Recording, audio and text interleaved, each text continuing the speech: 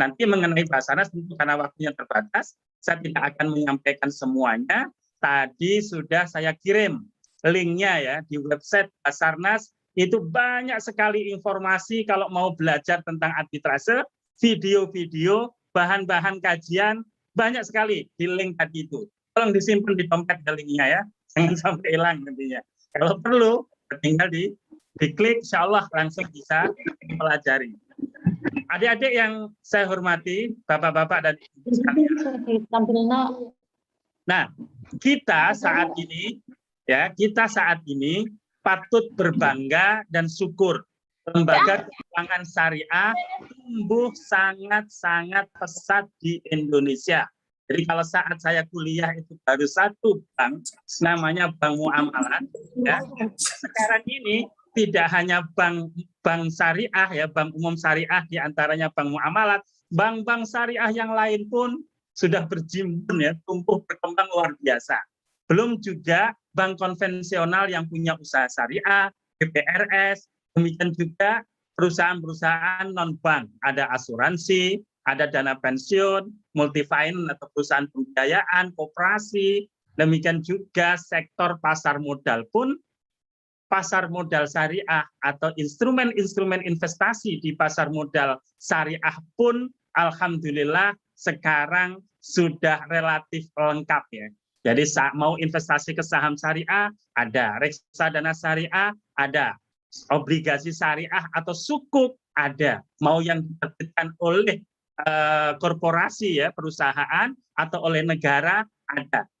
Nah, fintech, perkembangan terakhir tentang financial technology itu pun ada, tapi ini bukan yang penjol ya, pinjaman online yang sekarang lagi rame di media massa. Nah, bukan pinjol seperti itu. Nanti yang syariah, insya Allah nggak akan benjol yang minjemnya. Nih ya, ini juga ada fintech syariah, ada. Mau fintech yang pembiayaan, mau fintech yang penerbitan saham, mau fintech yang penerbitan sukuk juga ada. Demikian juga lembaga-lembaga sosial juga berkembang sangat pesat. Nah, pertanyaannya, kalau terjadi sengketa, siapa yang akan menyelesaikan ini? Kalau bukan adik-adik ini nantinya yang memperkuat SDM, lembaga-lembaga penyelesaian sengketa ekonomi syariah. Nah, perkembangannya saya lewati karena waktu ya. Adik-adik yang saya hormati, perkembangan keuangan syariah yang sangat pesat tadi pasti akan memunculkan persoalan sengketa, akan terjadi dispute antara para pihak yang terlibat. Nah, tentu saja karena ini adalah lembaga ekonomi keuangan dan bisnis syariah, maka kalau terjadi sengketa diselesaikan juga secara syariah, gitu ya. Jadi semakin ekonomi tumbuh, nah itu korelasinya sengketa ya akan tumbuh, akan banyak terjadi. Dan saat ini di pengadilan agama 1 tahun juga tidak kurang ya, dari 400 kasus, bahkan sekarang sudah hampir menyentuh 500 kasus ekonomi syariah. Nah, kita tahu bahwa penyelesaian sengketa ekonomi syariah di Indonesia sama dengan ekonomi yang konvensional. Ada yang melalui jalur litigasi. Nah, ini melalui jalur pengadilan ya. Nah, di pengadilan nanti ada proses penyelesaian sengketa yang sederhana, ya, ada yang biasa. Nah, yang sederhana ini saat ini kategorinya adalah sengketa yang maksimal 500 juta. Nah, jadi 500 juta ke bawah itu masuk kategori sederhana, bisa diselesaikan oleh hakim tunggal. Ini kalau di pengadilan agama. Nah, kemudian penyelesaian yang biasa, ya 500 ke atas. Nah, ini yang biasa, prosedur-prosedur biasa, hakimnya hakim majelis. Nah, itu yang di pengadilan agama. Nah, selain melalui pengadilan agama, penyelesaian sengketa ekonomi syariah bisa juga melalui jalur non-litigasi, tidak melalui peradilan. Apa aja? Pertama, musyawarah. Ini yang utama. Jadi kalau ada sengketa antara nasabah bank syariah dengan bank syariahnya, pasti nanti klausulanya pertama diselesaikan dengan musyawarah. Yang kedua, bisa jadi diselesaikan melalui mediasi. Nah, ini sekarang sudah ada lembaganya ya, LAP SJK, Lembaga Alternatif Penyelesaian Sengketa Sektor Jasa Keuangan. Nah, ini dibentuk oleh asosiasi-asosiasi lembaga keuangan konven dan termasuk syariah. Nah, saat ini ada nih di bawah binaan OJK, SJK. Ini bisa menyelesaikan secara mediasi, kemudian menyelesaikan secara arbitrase juga bisa. Nah, kebetulan saya salah seorang arbiter di lab SJK ini. Nah, kemudian juga, dan ini yang pertama kali ada di Indonesia, lembaga arbitrase yang syariah, yaitu yang kita kenal dengan Basarnas. Ingat ya, pakai sya, bukan sa. Kalau sa kita ingatnya bencana ya, Basarnas ya. Nah, kalau Basarnas itu Badan Arbitrase Syariah Nasional. Nah, inilah fokus kita sore hari ini untuk mendiskusikannya. Nah, adik-adik yang saya hormati, sebenarnya kalau kita melihat dalam sejarah, arbitrase ini yang sangat-sangat lekat di dalam penyelesaian sengketa perdata di Islam ya sejak awal. Nah, terutama di perkawinan. Makanya kita sering mendengar kata tahkim, hakam. Itu sejak dulu Rasulullah SAW itu sering dijadikan sebagai hakam yang menyelesaikan sengketa-sengketa yang terjadi, bisa antar agama ya, sengketa antar orang Yahudi, antar orang Yahudi dan orang Islam, orang Nasrani yang di Madinah, Rasul sering dianggap sebagai hakam. Artinya arbitrase ini sudah dari dulu ya dikenal dalam tradisi Islam. Nah, di Inggris juga ada ya arbitration, di Belanda arbitrage, banyak lah. Di negara-negara lain, di Jepang dan lain-lain juga arbitrase ini merupakan pilihan yang luar biasa. Nah, kemudian kita juga pastikan bahwa arbitrase ini adalah penyelesaian yang legal karena juga sudah ada Undang-Undang Nomor 30 Tahun 99 tentang arbitrase dan alternatif penyelesaian sengketa. Nah, kelembaganya yang syariah adalah Basarnas MUI. Adik-adik yang saya hormati, Basarnas MUI ini dari sisi usia sudah cukup tua ya. Inisiatif pertama kali untuk pendirian Basarnas itu seiring dengan lahirnya Bank Muamalah tahun 92. Nah, kemudian para tokoh kepikir, lah ini nanti kalau terjadi sengketa seperti apa penyelesaiannya. Peradilan agama waktu itu juga belum mempunyai kompetensi absolut penyelesaian sengketa di ekonomi syariah. Pengadilan umum juga hakimnya nggak mudeng gitu ya, belum tentu paham. Nah, akhirnya para ulama dalam acara Rapat Kerja Nasional MUI tahun 92 merekomendasikan agar MUI membentuk arbitrase syariah. Melalui proses kurang lebih 10 bulan, akhirnya tanggal 21 Oktober 93 berdirilah Badan Arbitrase Syariah Nasional. Jadi dulu ya Badan Arbitrase Syariah Nasional masih istilahnya BAMUI, Badan Arbitrase Muamalah Indonesia dulu. Karena waktu itu yang ada hanya Bank Muamalah ya. Dan itu didirikan badan hukumnya adalah yayasan ya berdasarkan akte notaris nomor 175 ditandatangani oleh Ketua MUI Kiai Haji Hasan Basri dan Kiai Haji HS Projokusumo. Ini pasti adik-adik nggak kenal. Kalau kenal berarti adik-adik usianya udah nggak milenial lagi. Nah, kemudian seiring dengan perkembangan BAMUI, nah ternyata kemudian MUI ngusulkan berubah namanya di samping juga badan hukumnya. Sebelumnya badan hukumnya itu yayasan, maka selanjutnya Basarnas itu bukan yayasan yang berdiri sendiri, tapi menjadi bagian dari Majelis Ulama Indonesia. Nah, itu sejak tahun 2003, waktu itu ketua MUI-nya adalah Bapak Kiai Haji Sahal Mahfud dan sekretarisnya adalah Prof. Dr. Haji Muhammad Din Sabsudin. Nah, beliau ini masih ada Pak Dinnya ya. Kalau Pak Sahal Mahfud sudah sedo, mudah-mudahan beliau ditempatkan yang mulia di sisi Allah Subhanahu wa taala karena termasuk bagian dari sejarah perkembangan Basarnas. Tanda tangan beliaulah yang merubah yang awalnya namanya Badan Arbitrase Muamalah Indonesia menjadi Badan Arbitrase Syariah Nasional. Adik-adik yang saya hormati, Tentu saja tadi saya katakan bahwa arbitrase ini di Al-Quran ada dasarnya, di As-Sunnah ada, undang-undang ada. Pokoknya jangan khawatir deh. Ini legal, ini lembaga yang legal, bukan lembaga yang abal-abal. Nah, kalau apa saja kompetensi absolut atau yurisdiksi yang bisa ditangani sengketanya oleh Basarnas, yang adik-adik harus ngerti. Nanti jangan sampai kalau waduh, ini orang mau cerai dibawa ke Basarnas, jadi nggak tepat ya. Karena harus tahu juridiksinya apa. Nah, yang pertama adalah menyelesaikan secara adil dan cepat sengketa muamalat perdata yang timbul dalam bidang perdagangan, keuangan, industri, jasa, dan lain-lain yang menurut hukum dan peraturan perundang-undangan dikuasai sepenuhnya oleh pihak yang bersengketa. Dan para pihak sepakat untuk secara tertulis menyerahkan penyelesaiannya melalui Basarnas. Jadi yurisdiksinya adalah persoalan perdata, tentu perdata Islam muamalat, gitu ya. Nah, bisa di bidang keuangan ya, kayak perbankan, bisa di bidang bisnis, multi level marketing, hotel syariah, rumah sakit syariah, gitu ya. Nanti juga bisa di jasa juga bisa.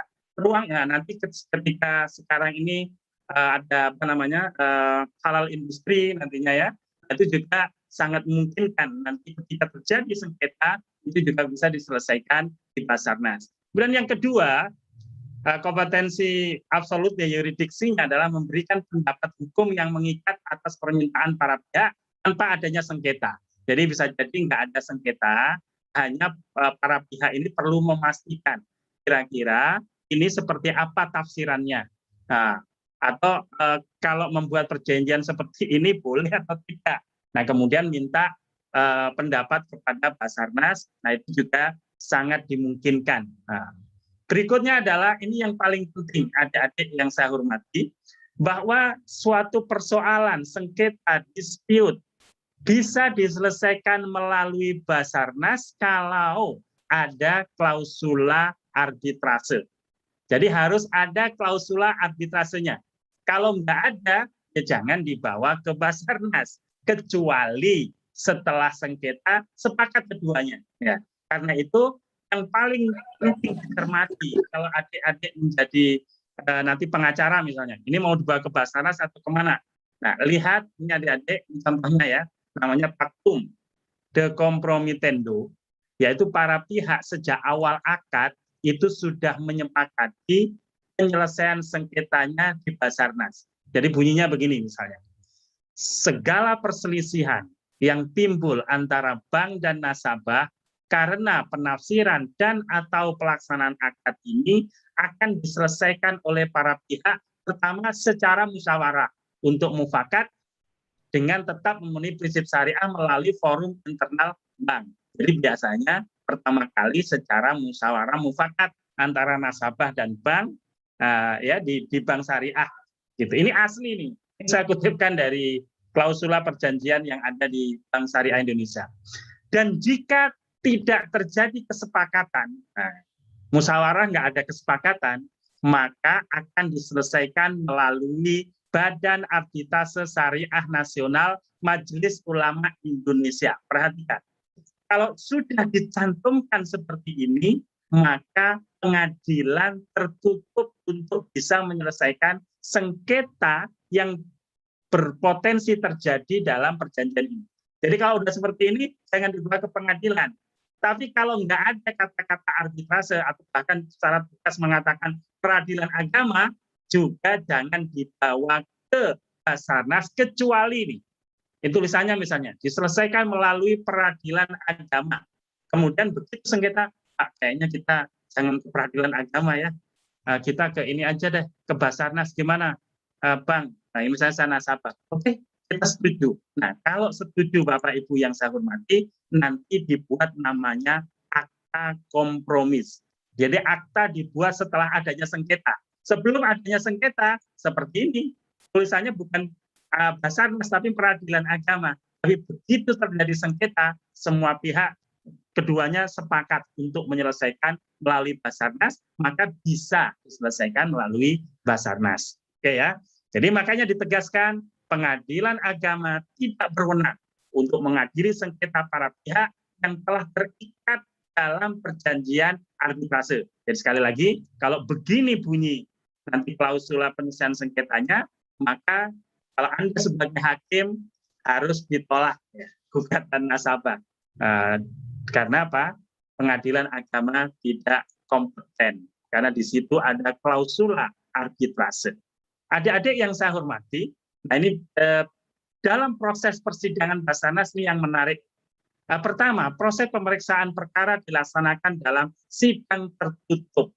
Inilah yang membedakan antara pengadilan dan arbitrase. Kalau di pengadilan, adik-adik mungkin sudah praktek ya, di lab ya.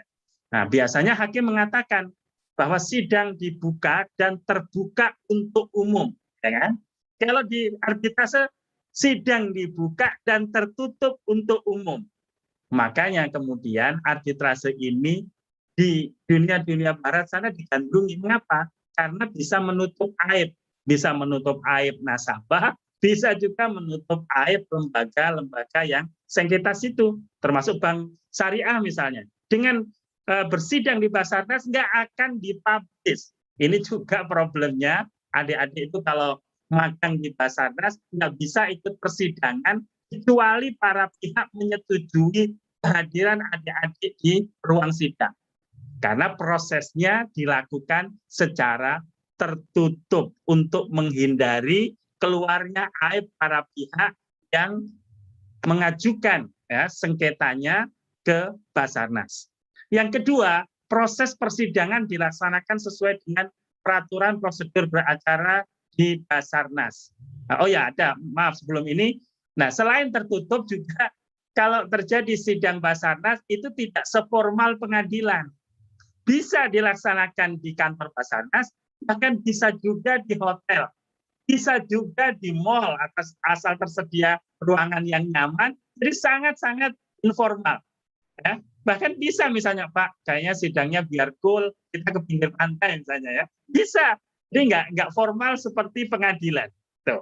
Kemudian proses persidangan dilaksanakan sesuai dengan peraturan prosedur beracara di Basarnas. Jadi hukum acaranya itu sesuai dengan hukum acara Basarnas. Kalau adik-adik mau menyelesaikan ke BANI ya, Badan Arbitrase Nasional Indonesia, nanti BANI juga punya hukum acara sendiri.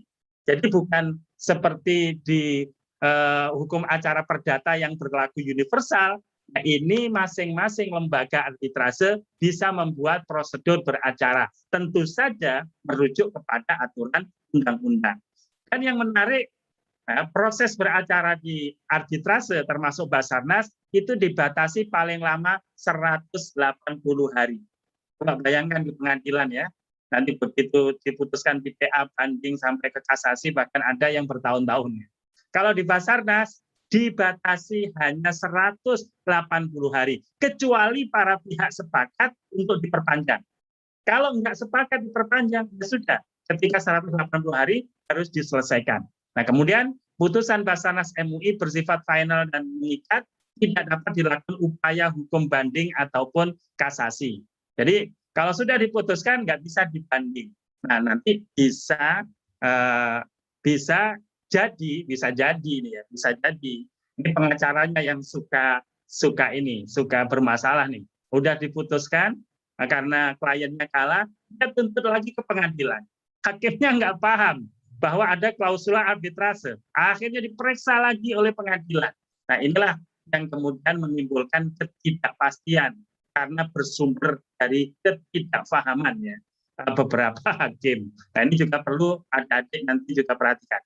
Nah, ini prosesnya sekilas, nanti silakan dibaca detailnya di hukum acara, ada di website ya. Jadi ketika mau menyelesaikan sengketa ya, dispute di lembaga keuangan atau bisnis syariah, nanti tentu mengajukan permohonan arbitrase. Namanya bukan gugatan, tapi permohonan. Nah, kemudian nanti kalau sudah dilakukan permohonan, dilakukan penetapan arbiter. Jadi hakimnya namanya arbiter. Nah, arbiter ini bisa dipilih oleh para pihak. Kecuali para pihak nggak milih, diserahkan ke arbitrase. Nanti Basarnas yang memilihkan. Jadi misalnya saya dari bank, boleh saya milih yang mewakili bank, arbiternya ini. Nanti nasabah juga menunjuk yang mewakili saya ini. Nah, nanti yang ketiga, arbiter yang ketiga itu disepakati oleh kedua belah pihak. Nah, ini enaknya Pak. kita bisa milih arbiter yang memang kompeten di bidang yang disengketakan. Jadi kalau ada adik kompetennya di bidang asuransi, nanti jadi arbiter bidang asuransi. Coba kalau ke pengadilan, apapun sengketanya, hakim harus siap mengadili kan. Padahal hakimnya belum tentu paham tentang kasus yang disengketakan. Nah, ini juga kelebihan dari arbitrase. Nah, kemudian setelah dibentuk arbiter, nanti dilakukan acara pemeriksaan. Nah, ini hukum acara hampir sama lah dengan perdata ya. Kemudian nanti ada penawaran perdamaian. Jadi dalam seluruh proses nantinya perdamaian itu selalu ditawarkan. Siapa tahu para pihak mau damai, sehingga nanti bisa dibuat akta perdamaian. Nah, kalau nggak bisa ya dilanjutkan pembuktian sama dengan di hukum acara perdata. Nah, kemudian nanti dibacakan sidang putusan. Nah, ini juga ada fleksibilitasnya. Jadi kalau udah diputuskan, kemudian para pihak ada yang mengusulkan adanya koreksi ya dari putusan majelis arbitrase, itu dimungkinkan. Misalnya Pak, mohon maaf tadi ada kesalahan gitu ya, nanti bersama-sama diungkapkan setelah diketuk sidang, para pihaknya juga datang, nah itu sangat memungkinkan. Nah, terakhir pendaftaran salinan putusan ke peradilan agama. Jadi adik-adik yang saya hormati, peradilan agama dan Basarnas atau arbitrase syariah memiliki relasi yang berdekatan ya. Dua-duanya menyelesaikan syariah.